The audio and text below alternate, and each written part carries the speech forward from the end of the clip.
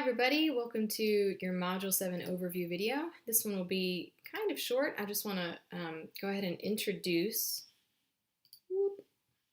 some of the things that we'll be doing next Monday and some of the preparatory work you need to do for that. So quick review of Module 6.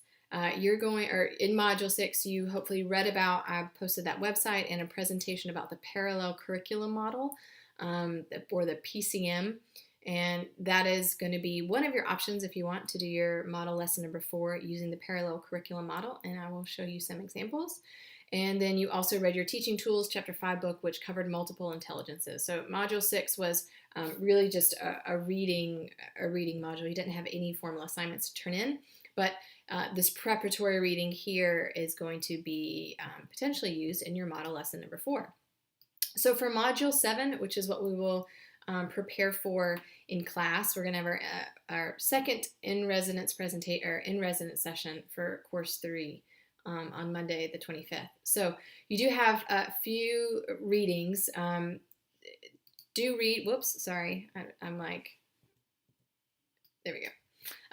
Chapter 9 and 10 of Teaching Gifted Kids. This is just kind of the last 2 chapters of this book, of this resource.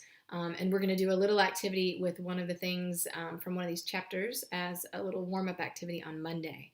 And then read the short article from Siegle about differentiating instruction by flipping the classroom. And then I have posted guidelines for your instructional unit project. So remember that Course 3 does not have a final exam. Instead, you have a project that you're going to be submitting. You can go ahead and review those guidelines because I will be addressing them in residence when we meet, and so that way you might go ahead and start thinking about what unit you want to be working with of all of your materials, and I'll answer questions then.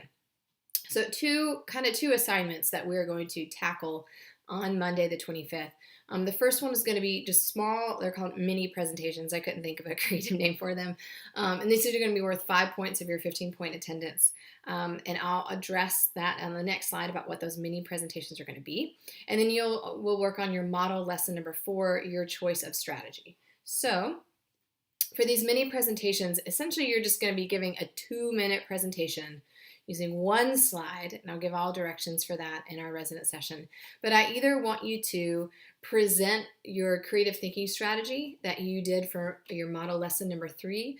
A lot of you had fantastic applications of them, and if I would just encourage you that if I made a comment on your model lesson number 3, because they're all graded and they've got comments on them of like, this was really great, I would consider you creating one slide. Again, we'll do this in class, but you'll create one slide to just kind of share what your lesson is.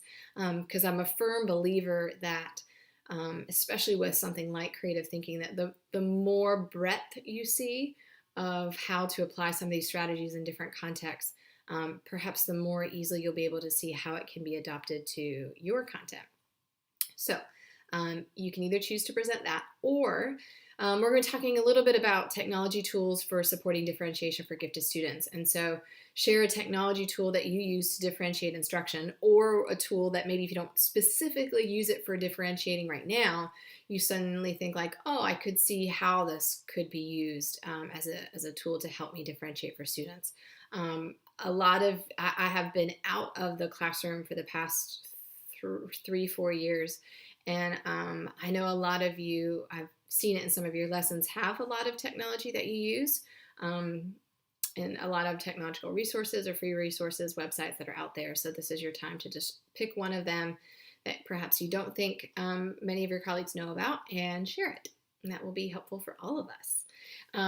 I will give you directions. We'll just have like one collaborative slideshow presentation. You'll just pick a slide and input your stuff there.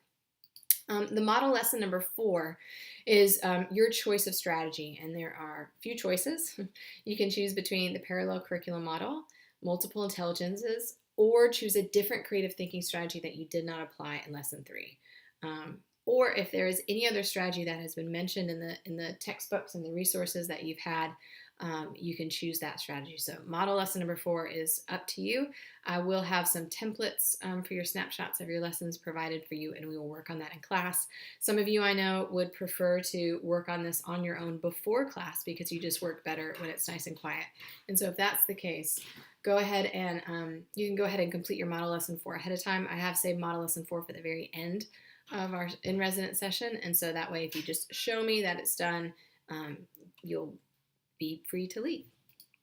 And so that's it. I look forward to seeing you all on Monday, March 25th at 4:30. Hope you all have a great rest of your week, and I'll see you soon.